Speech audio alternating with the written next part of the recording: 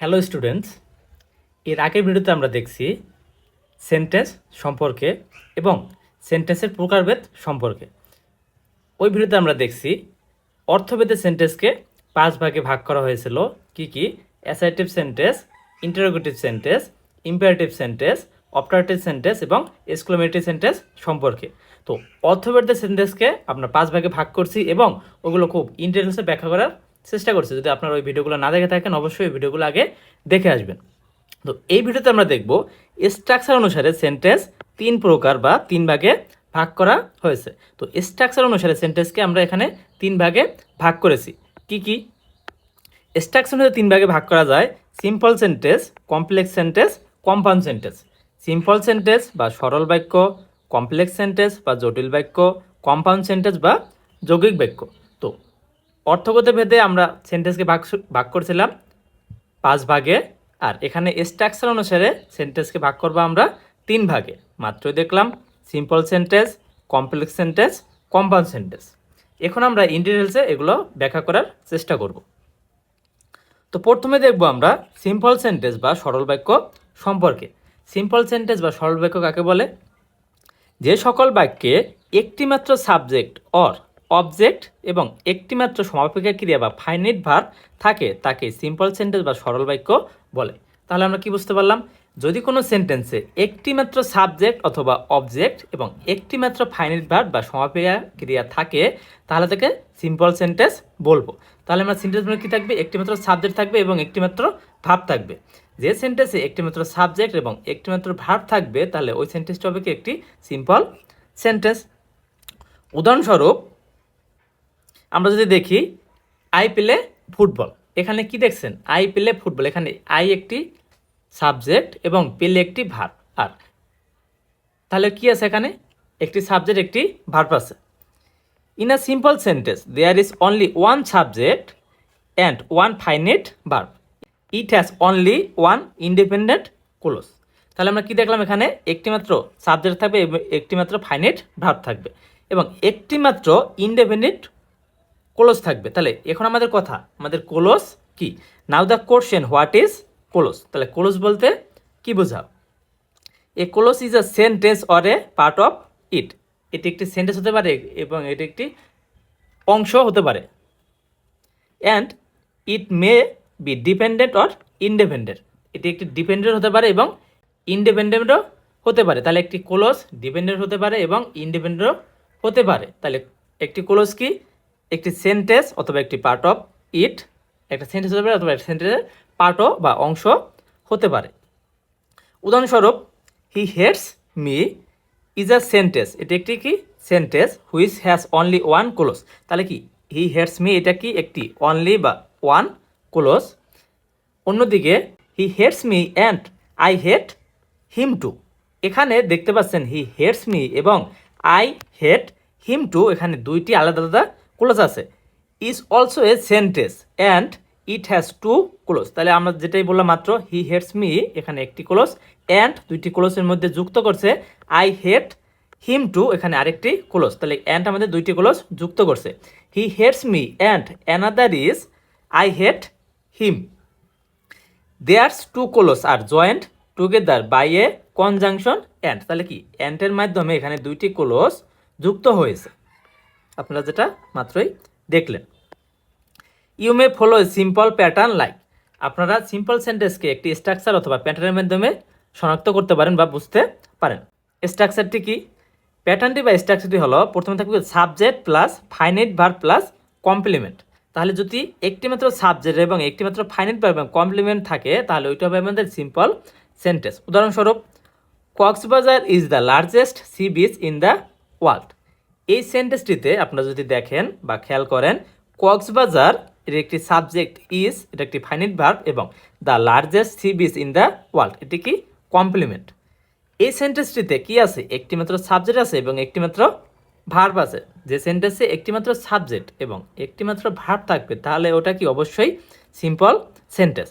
যেহেতু এই সেন্টেন্সে একটিমাত্র সাবজেক্ট এবং একটিমাত্র ভার্ব আছে সেহেতু এই সেন্টেন্সটি কি সেন্টেন্স? Simple sentence. একইভাবে যদি আরেকটা উদাহরণ দেখার চেষ্টা করি, she wrote an application to the principal. এই সেন্টেন্সটিতেও সি কি সাবজেক্ট রোট ভার্ব। তাহলে এই সেন্টেন্সটি তো একটিমাত্র সাবজেক্ট এবং একটিমাত্র ভার্ব আছে। যেহেতু এই সেন্টেন্সটিতে একটিমাত্র সাবজেক্ট এবং একটিমাত্র ভার্ব আছে, সেহেতু এই সেন্টেন্সটি কি সেন্টেন্স? Simple sentence.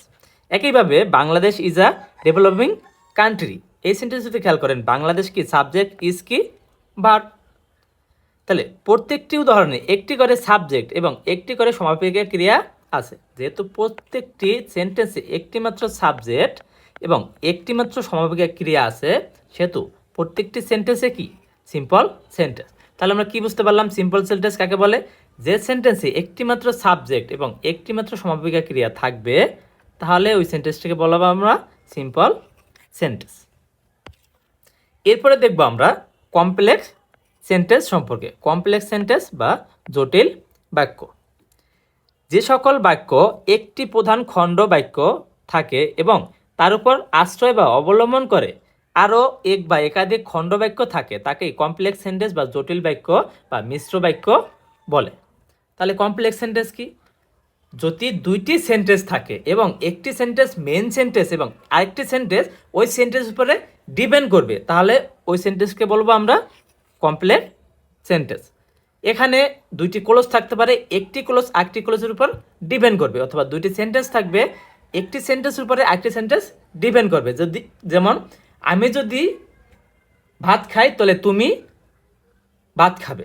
এখানে কি আমি যদি ভাত খাই, এই সেন্টেন্সটির উপর কি অন্যটা সেন্টেন্স তুমি ভাত খাবে, এই সেন্টেন্সটা কিন্তু ডিপেন্ড করতেছে।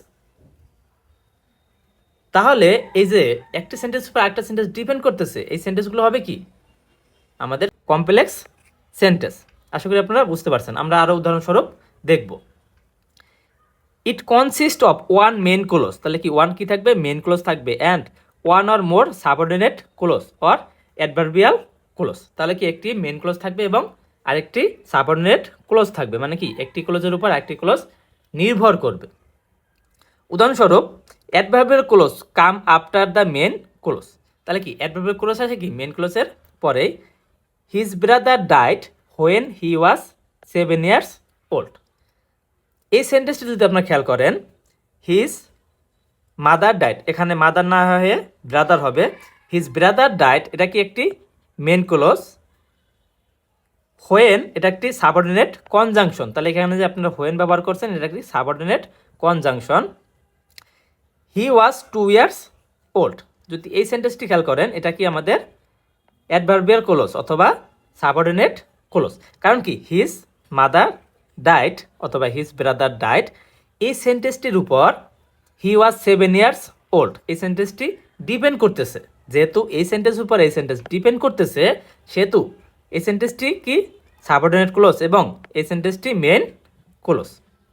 একইভাবে যদি আমরা আরেকটা সেন্টেন্স দেখার চেষ্টা করি, if you read regularly you will do well in the exam, এই সেন্টেন্সটিতে here if you read regularly is a subordinate clause. কারণ কি you will do well in the exam is the main clause. কারণ কি you will do in the exam এর উপরে if you read regularly এটা কি করতেছে? নির্ভর করতেছে। যদি এর উপরে মানে একটি সেন্টেন্স উপরে আরেকটি সেন্টেন্স নির্ভর করে, তাহলে কি যে সেন্টেন্স উপর নির্ভর করতেছে ওই সেন্টেন্সকে বলা হবে মেন সেন্টেন্স অথবা মেন ক্লোজ, আর যেটি নির্ভর করতেছে ওইটাকে বলা হবে সাবঅর্ডিনেট ক্লোজ। এখন যদি আমরা চিন্তা করি সাবঅর্ডিনেট ক্লোজ খুঁজে আমরা কিভাবে বের করতে পারি, the best way to detect subordinate clause, তাহলে সাবঅর্ডিনেট ক্লোজ খুঁজে বের করার সহজ টেকনিক হলো ইজ দ্যাট অলওয়েজ বিগিন, এটা সবসময় শুরু হবে কি দ্বারা? কনজাংশন দ্বারা। Like where, what, when, that, while, who, if, because, whenever, whoever, whatever, wherever, though, although, till, until, unless, after, before, so that etc. তো এগুলো আমাদের কি কনজাংশন। যদি কোনো সেন্টেন্সের সাথে কনজাংশনগুলো থাকে তাহলে ওইটা হবে কি আমাদের সাবঅর্ডিনেট ক্লোজ। যে সেন্টেন্সের সাথেই এই কনজাংশনগুলো থাকবে ওইটা নিঃসন্দেহে একটি সাবঅর্ডিনেট ক্লোজ। উদাহরণস্বরূপ যদি আমরা দেখার চেষ্টা করি, you did not even hear what his name was, এই সেন্টেন্সটিতে হিজ নেম ওয়াজ এটা কি একটি সাবঅর্ডিনেট ক্লোজ, কারণ তার সাথে কি আছে? একটি কনজাংশন আছে। একইভাবে দো he lives in America he speak Bengali fluently. এই সেন্টেন্সটিতে হি লিভস ইন আমেরিকা, এটা কি একটি সাবঅর্ডিনেট ক্লজ, কারণ কি এটি একটি কনজাংশন দ্বারা যুক্ত হয়েছে বা কনজাংশনের সাথে আছে। তাহলে আমরা কমপ্লেক্স সেন্টেন্স কি বুঝলাম? যে সেন্টেন্সে দুইটি ক্লোজ থাকবে এবং একটি থাকবে মেইন ক্লোজ এবং একটি থাকবে সাবঅর্ডিনেট ক্লোজ, তাহলে ওই সেন্টেন্সটিকে বলা হবে কমপ্লেক্স সেন্টেন্স। এখন আমরা দেখব কম্পাউন্ড সেন্টেন্স অথবা যৌগিক বাক্য। তো কম্পাউন্ড সেন্টেন্স বা যৌগিক বাক্য কাকে বলে? অর্থাৎ নিরপেক্ষ দুই বা তার অধিক সরল বাক্য যদি কোনো যৌগিক বা অব্যয় দ্বারা সংযুক্ত হয়ে একটি সম্পূর্ণ বাক্য তৈরি করে তখন থেকে কম্পাউন্ড সেন্টেন্স বা যৌগিক বাক্য বলে। তাহলে এখানে কি থাকবে? দুটি সরল বাক্য থাকবে। আমরা সরল বাক্য কি দেখছিলাম? একটি সাবজেক্ট থাকবে এবং একটি ভার্ব থাকবে। এখানে কি থাকবে? দুইটি সরল বাক্য থাকবে এবং তারা একটি কনজাংশনের মাধ্যমে অথবা কি সংযোগের মাধ্যমে যুক্ত থাকবে। আমরা যদি দেখার চেষ্টা করি, এখানে কি থাকবে? কনজাংশন এবং পাঞ্চুয়েশন অর বোথ দ্বারা যুক্ত থাকবে। Conjunction that are used in compound sentence are and, or, but, for, not, also, thus, however, moreover, therefore, so, still, else, as well as, otherwise, accordingly, yet, not yet, but also, either or, neither nor, on the contrary, etc. তো এগুলো হলো কি আমাদের conjunction. যদি এরকম conjunction দ্বারা যুক্ত থাকে দুইটি সেন্টেন্স, দুইটি সরল সেন্টেন্স, দুইটি সরল সেন্টেন্স যদি একটি কনজাংশন দ্বারা যুক্ত থাকে তাহলে ওইটি হবে অবশ্যই হবে কম্পাউন্ড সেন্টেন্স। যদি উদাহরণ দেখার চেষ্টা করি, he is poor but happy.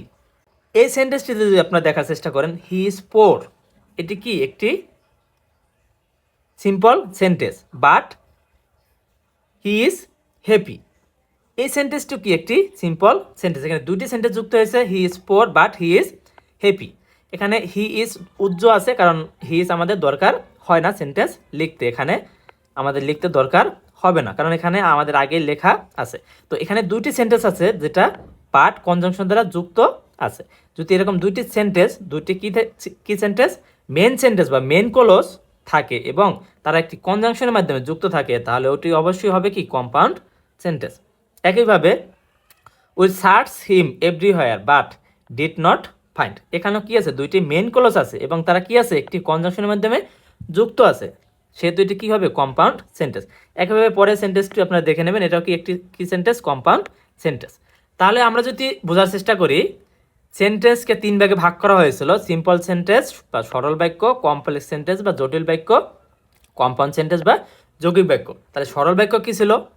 সরল বাক্য হলো যে বাক্যে বা যে সেন্টেন্সে একটিমাত্র সাবজেক্ট এবং একটিমাত্র সমাপিকা ক্রিয়া থাকবে, তাহলে ওইটি হবে কি আমাদের সিম্পল সেন্টেন্স। কমপ্লেক্স সেন্টেন্স কি ছিল? আমাদের দুইটি সেন্টেন্স থাকবে, একটি থাকবে কি মেন সেন্টেন্স এবং একটি থাকবে সাবঅর্ডিনেট সেন্টেন্স অথবা main clause, subordinate clause. Main ক্লজের উপর সাবঅর্ডিনেট ক্লজ ডিপেন্ড করবে, তাহলে কি একটি থাকবে আমাদের ডিপেন্ডেন্ট ক্লজ, আরেকটা থাকবে ইন্ডিপেন্ডেন্ট ক্লজ। যদি ইন্ডিপেন্ডেন্ট ক্লজের উপর ডিপেন্ডেন্ট ক্লজ নির্ভর করে তাহলে ওইটি হবে কি আমাদের অবশ্যই কমপ্লেক্স সেন্টেন্স। এরপর আমরা দেখছি কম্পাউন্ড সেন্টেন্স বা যৌগিক বাক্য। কম্পাউন্ড সেন্টেন্স কি? দুটি সরল বাক্য যদি একটি কনজাংশনের মধ্যে যুক্ত থাকে তাহলে ওইটি হবে কি কম্পাউন্ড সেন্টেন্স। মানে দুইটি যদি মেন ক্লজ একটি কনজাংশনের মাধ্যমে যুক্ত থাকে, যেমন কি অ্যান্ড, অর, বাট, ইটিসি, এরকমভাবে যদি যুক্ত থাকে তাহলে ওইটি হবে কি আমাদের কম্পাউন্ড সেন্টেন্স। তাহলে আমার পার্থক্য একটাই, সিম্পল সেন্টেন্সে একটিমাত্র সাবজেক্ট এবং একটিমাত্র অবজেক্ট থাকবে, কমপ্লেক্স সেন্টেন্সে দুটি সেন্টেন্স থাকবে কিন্তু একটি সেন্টেন্স উপর আরেকটি সেন্টেন্স ডিপেন্ড করবে, কম্পাউন্ড সেন্টেন্সে দুটি আলাদা মেন ক্লজ থাকবে, কোনো সেন্টেন্স উপর ডিপেন্ড করবে না। তাহলে আমাদের এটাই ছিল স্ট্রাকচার অনুসারে সেন্টেন্স তিন প্রকার: simple sentence, complex sentence, compound sentence সম্পর্কে। যদি আপনারা এরপরও না বুঝে থাকেন তাহলে অবশ্যই আপনারা কমেন্ট বক্সে জানিয়ে দেবেন, আমরা ইন ডিটেলসে আপনাদেরকে আরও বোঝানোর চেষ্টা করব। তত সময় পর্যন্ত সবাই ভালো থাকবেন, আর আমাদের ভিডিওটি ভালো লাগলে অবশ্যই আমাদের চ্যানেলটি সাবস্ক্রাইব করে রাখবেন। ধন্যবাদ সকলকে।